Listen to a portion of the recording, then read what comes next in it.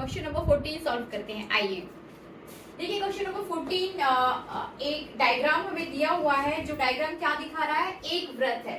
ठीक है, लिख लेते हैं हम वृत्त। हमारे पास क्या है, वृत्त है, सर्किल है, जिसका जो रेडियस है या त्रिज्या कितनी हो जाएगी, आर। उस वृत्त की त्रिज्या आर है। ठीक है ना। वृत्त के अंदर एक समबाहु त्रिभुज है। क्या है समबाहु त्रिभुज? समबाहु त्रिभुज, समबाहु त्रिभुज ए बी सी। और आप समबाहु त्रिभुज समझते होंगे कि समबाहु त्रिभुज की प्रत्येक भुजा की लंबाई समान होती है, एक बराबर होती है। नेक्स्ट पॉइंट क्या है, जैसे जैसे हम चित्र में आगे बढ़ रहे हैं वैसे वैसे उसको पढ़ते जा रहे हैं। ठीक है, वृत्त हो गया, मान लिया, समबाहु त्रिभुज हमने देख लिया। अब नेक्स्ट पॉइंट है कि समबाहु त्रिभुज के प्रत्येक बिंदु पर, बिंदु इट मींस ए बी और सी, तीन बिंदु हैं, बिंदु ए बी व सी।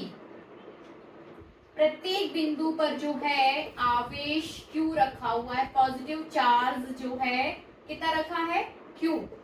प्रत्येक बिंदु पर आप देख सकते हो ए बी और सी, प्रत्येक बिंदु पर चार्ज Q रखा हुआ है। नेक्स्ट नेक्स्ट क्या देखेंगे हम? ठीक है, प्रत्येक बिंदु पर हमने चार्ज देख लिया।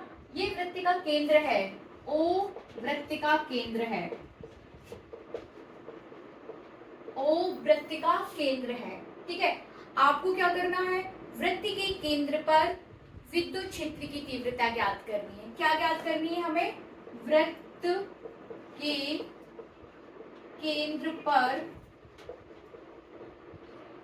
विद्युत क्षेत्र की तीव्रता हमें ज्ञात करनी है। वृत्त के केंद्र पर, ये पॉइंट, इस वृत्त के केंद्र पर हम विद्युत क्षेत्र की तीव्रता ज्ञात करेंगे। कैसे ज्ञात करेंगे? ठीक है, अब हमें देखना है कि हम इसको कैसे ज्ञात करेंगे। क्वेश्चन हमारे पास आ चुका है, क्वेश्चन के प्रत्येक पॉइंट को हम ठीक से समझ चुके हैं। फिर से रिपीट कर लेते हैं। वृत्त है, वृत्त का केंद्र O है और वृत्त की त्रिज्या R है। वृत्त के अंदर एक समबाहु त्रिभुज, समबाहु त्रिभुज जिसके प्रत्येक भुजा की लंबाई कैसी होती है, बराबर होती है। और उसके प्रत्येक बिंदु पर, उसके प्रत्येक बिंदु पर आवेश, उसके प्रत्येक बिंदु पर आवेश Q रखा हुआ है, पॉजिटिव चार्ज Q रखा हुआ है। ठीक है, अब हमें क्या करना है, वृत्त के केंद्र पर जो है विद्युत क्षेत्र की तीव्रता ज्ञात करनी है। आगे बढ़ते हैं।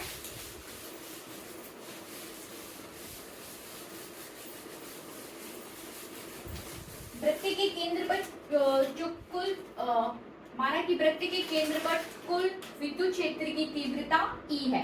ठीक है, तो E इक्वल्स टू कुल विद्युत क्षेत्र की तीव्रता, E इक्वल्स टू क्या हो जाएगा, E1 plus E2 plus E3। समझ आ रहा है? E1 plus E2 plus E3। E1 क्या हो जाएगा, E1 हो जाएगा चार्ज Q, चार्ज Q के कारण विद्युत पॉइंट ए पर रखे चार्ज Q के कारण विद्युत क्षेत्र की तीव्रता, बिंदु A पर रखे आवेश के कारण विद्युत क्षेत्र की तीव्रता। वैसे E2 क्या हो जाएगी, बिंदु B पर रखे आवेश के कारण विद्युत क्षेत्र की तीव्रता। और E3 क्या हो जाएगी, बिंदु C पर रखे आवेश के कारण विद्युत क्षेत्र की तीव्रता। ठीक है, तो अब हम क्या करेंगे, पहले E1 निकालेंगे, फिर E2 निकालेंगे, फिर E3 निकालेंगे और तीनों को हम ऐड कर देंगे।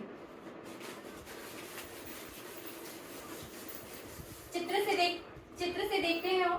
E1 इक्वल्स टू, ठीक है ना, E1 इक्वल्स टू क्या हो जाएगा, ये रहा हमारे पास E1, ये रहा, किस दिशा में जा रहा है, AO दिशा में। सबसे पहले तो E1 किस दिशा में है, AO दिशा में, AO दिशा, AO दिशा, इसकी दिशा इंपॉर्टेंट है। कितना हो जाएगा, 1/4 pi epsilon naught Q by R square.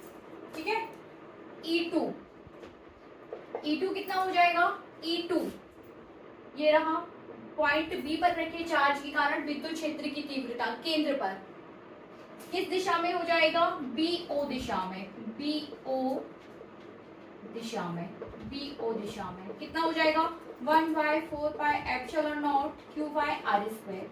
Okay, अब वैसे हम निकालेंगे E3 क्या हो जाएगा, पॉइंट सी पर रखे आवेश Q के कारण बिंदु O पर या केंद्र O पर विद्युत क्षेत्र की तीव्रता किस डायरेक्शन में हो जाएगी? CO डायरेक्शन में। CO दिशा क्या जाएगी इसकी? CO।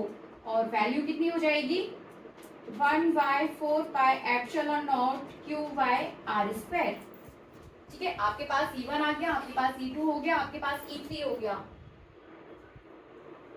तीनों ही आप, अब हमें क्या निकालना है? हमें निकालना है E, और E हो जाएगा E1 plus E2 plus E3।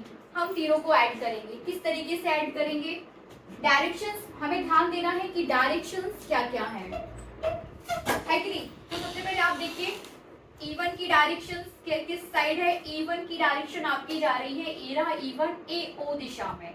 ठीक है, यदि हम इसका इस तरीके से डायरेक्शंस का डायग्राम बना लेते हैं तो आपका ये E1 हो जाएगा, ये E2 हो जाएगा और ये E3 हो जाएगा। E1, E2 and E3। ठीक है ना। टोटल E क्या हो जाएगा? टोटल E हो जाएगा E3 equal to E1 plus E2। होगा कि नहीं? यदि हम इस डायरेक्शंस को लेके चले अलजेब्रिक, है ना, इस तरीके से इसको सॉल्व करें तो कितना हो जाएगा? E3 इक्वल्स टू हो जाएगा आपका E1 plus E2, E1 plus E2, E3 equals to हो जाएगा E1 प्लस E2।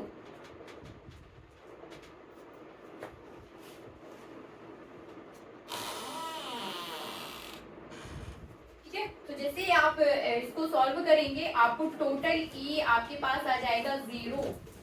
इस प्रकार वृत्त के केंद्र पर जो टोटल, यदि समबाहु त्रिभुज पर रखे आवेश के कारण वृत्त के केंद्र पर विद्युत क्षेत्र की तीव्रता 0 हो जाएगी। Thank you.